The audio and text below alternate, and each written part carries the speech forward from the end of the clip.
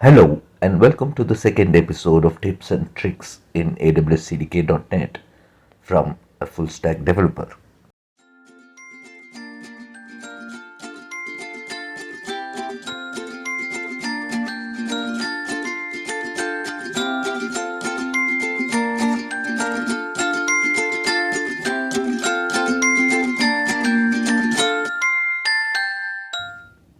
This episode continues from where the first episode left. Let's refactor the stack class into a separate file to be referenced as a class by itself. That is, instead of using the iStackProps class in the basic example, we now use the custom stackProps class. Also, we'll be using a custom S3 bucket, so let's create a class in a separate folder called lib.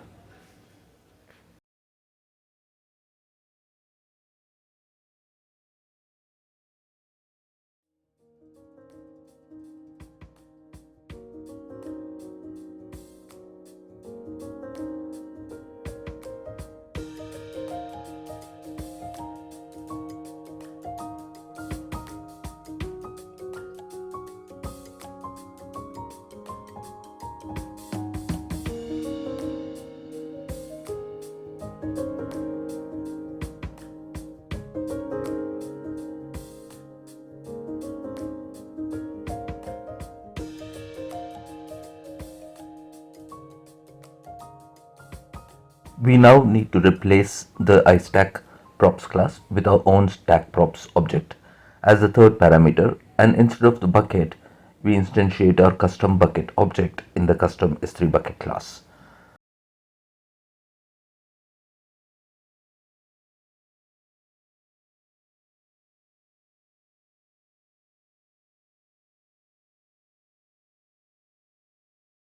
Let's rename the classes and objects for brevity's sake and suffix them with props.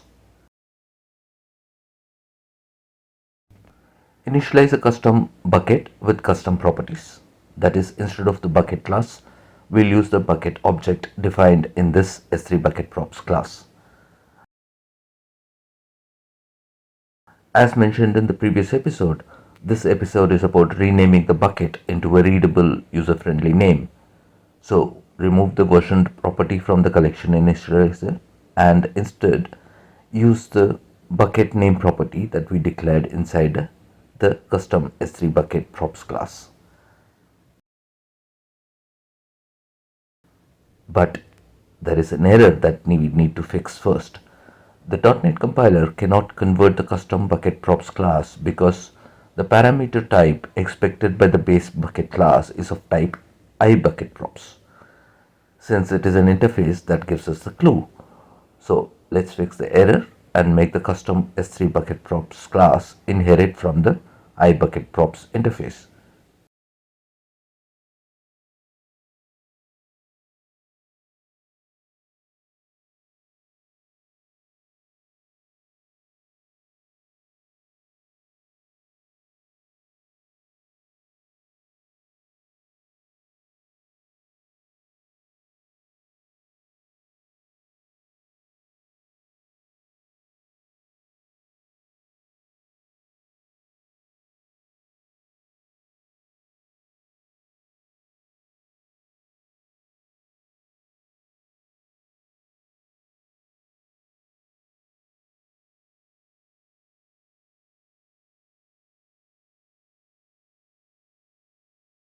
The error is that the JSII runtime does not recognize the .NET type because the base class construct written in TypeScript expects as arguments the JSII types.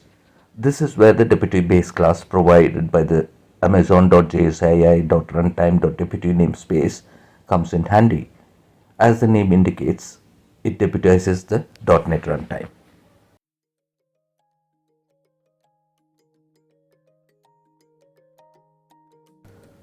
Now the error is fixed.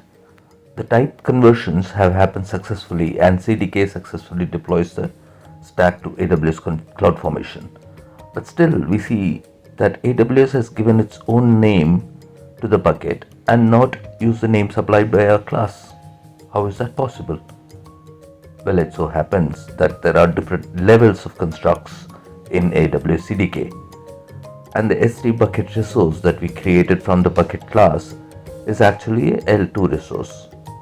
To modify the native properties of a construct, we need to use a L1 construct, which is just about any class provided by Amazon.cdk with a prefix of CFN attached to the front of the AWS service name. In this instance, CFN bucket. Because L2 constructs are higher level constructs, we cannot assign any new value to the bucket objects, so we need to use the CFN bucket class to create our custom bucket and initialize it with the public read or write bucket name property of the CFN low level construct. To be able to do so, our custom bucket properties class now must inherit not from the iBucketProps but from the iCFN bucket props class, and likewise the bucket will be of type CFN bucket and not the bucket class, because the bucket class creates a L2 construct which cannot be modified.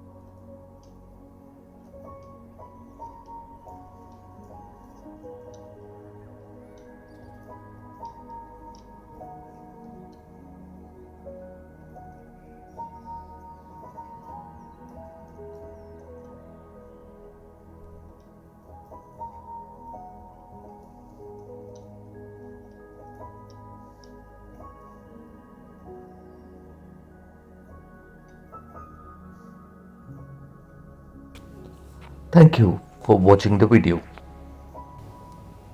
In the next episodes, now that the deputy base class has been introduced, I'll elaborate the interoperability aspect addressed by this powerful .NET class more when more difficult problems are faced by .NET CDK developers with other AWS services like AWS SSO, SAML, API Gateway, etc.